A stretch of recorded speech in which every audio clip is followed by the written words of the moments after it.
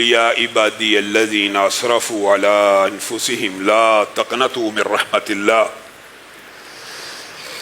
اس آیت کے شان نزول میں مفسرین نے یہ واقعہ بیان کیا ہے کہ وہ قریش مکہ کے بڑے بڑے بوڑھے خمیدہ کمروں والوں جنہوں نے ساری زندگی گناہوں میں گزاری تھی، رسول اللہ صلی اللہ علیہ وسلم کی بارگاہ میں آ کے کہنے لگے اے اللہ کے رسول، ہمارے اتنے ڈھیروں گناہ ہیں، کیسے معاف ہوں گے؟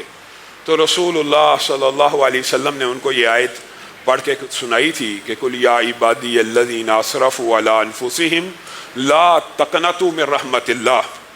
اللہ رب العزت کی رحمت سے مایوس نہیں ہونا، نا امید نہیں ہونا، اور رسول اللہ صلی اللہ علیہ وسلم اس آیت مبارکہ کے ملنے کی خوشی کا اظہار کیا کرتے تھے کہ مجھے قرآن پاک میں اور بھی صورتیں عطا کی، لیکن جو خوشی جو مسرت اس آیت کے ملنے پہ ہوئی دیگر آیات پہ وہ مسرت نہ ہوئی۔ اور اسی آیت کی تفسیر میں مفسرین نے آدم اور ابلیس کا اللہ رب العزت سے ایک مکالمہ بھی ذکر کیا ہے۔ عبداللہ ابن عمیر کی حدیث کے اندر یہ بات موجود ہے، اور مفسرین جب کسی آیت کو بیان کرتے ہیں، اس کا شان نزول بیان کرتے ہیں، تو رطب و یابس اس کے بارے میں جو روایات ہوتی ہیں وہ لے آتے ہیں۔ اس روایت کے اندر جب اللہ رب العزت نے ابلیس و آدم کے سارے واقعے کے بعد ابلیس کو جنت سے نکال دیا، راندہ درگاہ ہو گیا، تکبر کیا، تو ابلیس کہنے لگا آدم کی وجہ سے مجھے جنت میں سے نکالا گیا ہے، اے اللہ آپ نے اس آدم کی وجہ سے مجھے جنت سے نکال دیا، اگر آپ مجھے اس کے اوپر غلبہ عنایت نہ کریں گے تو میں تو بالکل ہی خائب و حاصر ہو جاؤں گا، مجھے کچھ تو دیجئے، پھر میں آپ کو دکھاؤں گا کہ میں بھی جس کی وجہ سے مجھے جنت سے نکالا میں بھی اس کو جنت سے نکلوا دوں گا، مجھے کچھ عطا کیجئے۔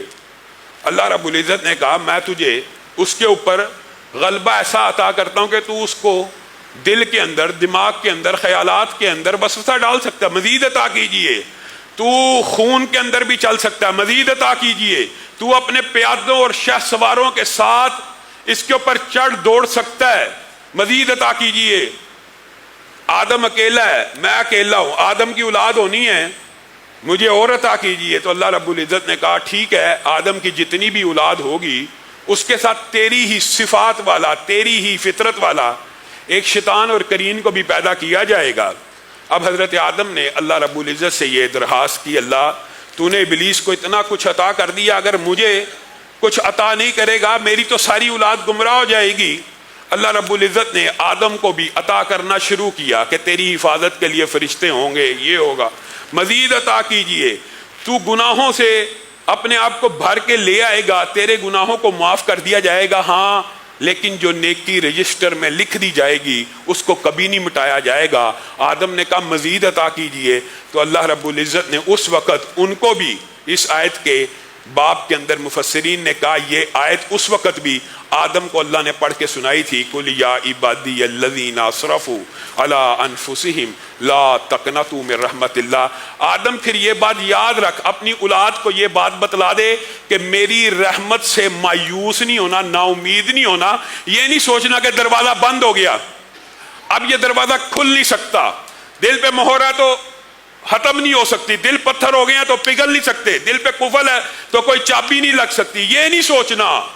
ہاں لیکن ایک بات یاد رکھیے کہ توبہ کی قبولیت کی جو شرائط ہیں 3 معروف ہیں، ویسے محدثین نے 6 تک لکھی ہیں، لیکن ان شرائط کو بھی پورا کرنا ضروری ہے۔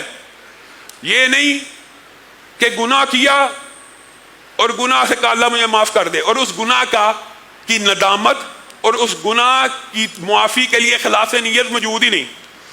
گناہ کی ندامت ہونا ضروری ہے، گناہ کی توبہ تب قبول ہوتی ہے۔ پہلی بات ندامت ہو، افسوس ہو، شرمندگی ہو، اس کے اوپر نادم ہے، ٹھیک ہے اب توبہ کر، اخلاص ہے، ٹھیک ہے اب توبہ کر۔ پھر دوسری بات یہ ہے کہ اس گناہ کو چھوڑنا ہے، یہ نہیں کہ گناہ جاری ہے اور اللہ سے توبہ کرتا جا رہا ہے، اللہ معاف کر دے، داڑھی کٹواتا ہوں اللہ معاف کر دے، اگلے دن بھی کٹوا رہا ہے، اللہ داڑھی کٹواتا ہوں معاف کر دے، پھر کٹوا رہا ہے، یہ توبہ نہیں ہے۔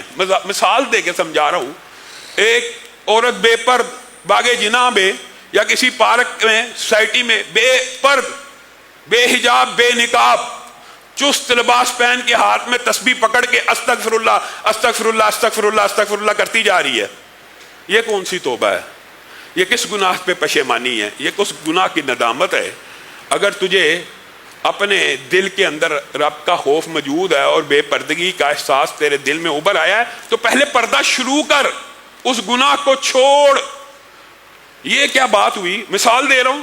انسان نے کو سمجھ آئی کہ شراب پینا بڑا گناہ ہے، ٹھیک ہے، استغفر اللہ بڑا گناہ، اللہ معاف کرے معاف کرے، ساتھ ہی شراب کا گلاس پی رہا.